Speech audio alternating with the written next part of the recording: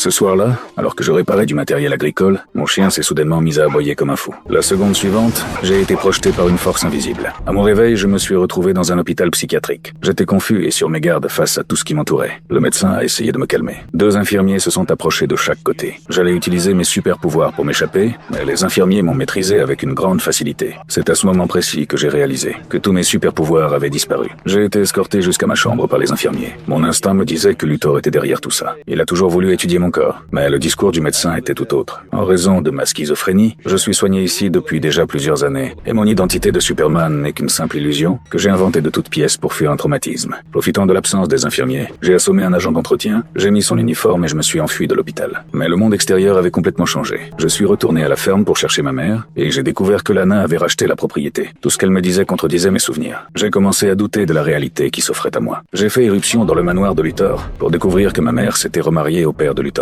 Elle a même appelé la sécurité pour me renvoyer à l'asile. C'est alors que Chloé est intervenue et m'a sauvé. Elle voulait m'emmener loin d'ici, mais j'estimais qu'il fallait affronter tout cela. J'ai foncé au siège de Luthor Corp pour faire face aux responsables de toute cette histoire. J'ai accusé Luthor de m'avoir volé mes super pouvoirs, mais lui m'a reproché d'avoir complètement ruiné sa vie. Ensuite, Luthor s'est avancé dans un fauteuil roulant. En voyant qu'il était amputé des 2 jambes sous les genoux, j'ai commencé à douter de tout ce que je croyais réel. Mes souvenirs de cette petite ville commençaient à s'effondrer. Dévasté, je suis retourné à la planque de Chloé. Au même moment, Lana a réussi à me retrouver. Elle m'a avoué que Chloé s'était aussi échappée de l'asile. Si j'acceptais de suivre le traitement du médecin, elle me promettait que nous pourrions être ensemble pour toujours. C'est alors que les gardes de l'hôpital nous ont rattrapés. Chloé s'est débattue de toutes ses forces mais a été abattue.